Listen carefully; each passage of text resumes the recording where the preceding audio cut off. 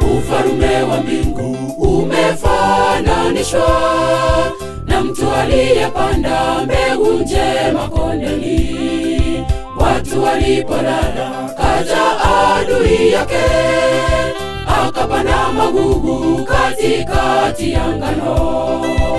Ufalme wa mbingu umefananishwa na mtu aliyepanda mbegu njema kondeni.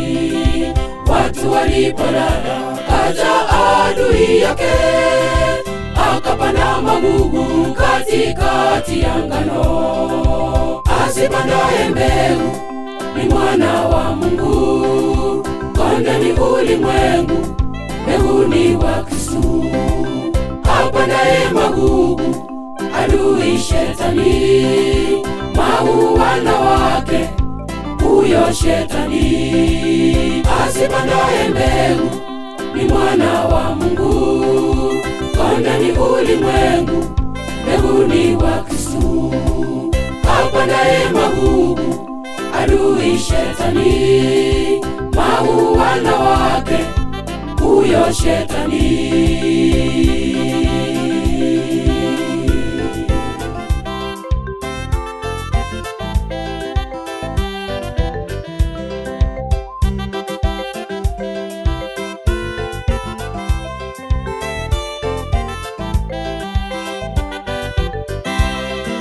Majani yalipomea ya ngano na kuzaa, ndipo yakaonekana magugu kondeni.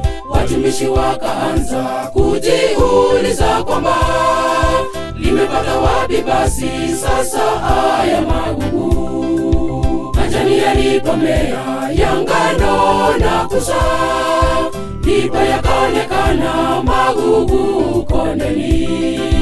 Watumishi wakaanza kujiuliza kwamba limepata wapi basi sasa haya magugu. Asipandaye mbegu ni mwana wa Mungu, kondeni ulimwengu, mbegu ni wa Kristo.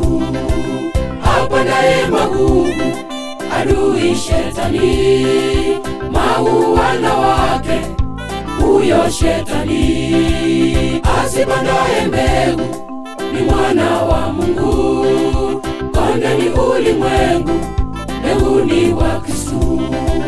Apandaye magugu, adui Shetani, mauana wake huyo Shetani.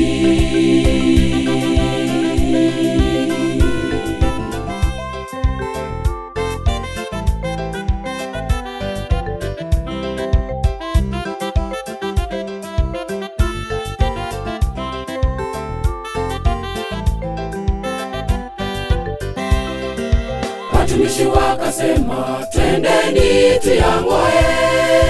Mwenye nyumba kawaambia, viacheni viwili, wakati wa mavuno ngano iwe ghalani, magugu yatachomwa siku ile ya mwisho.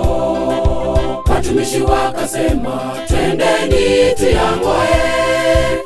Mwenye nyumba kawaambia, viacheni viwili, wakati wa mavuno ngano iwe ghalani, magugu yatachomwa siku ile ya mwisho.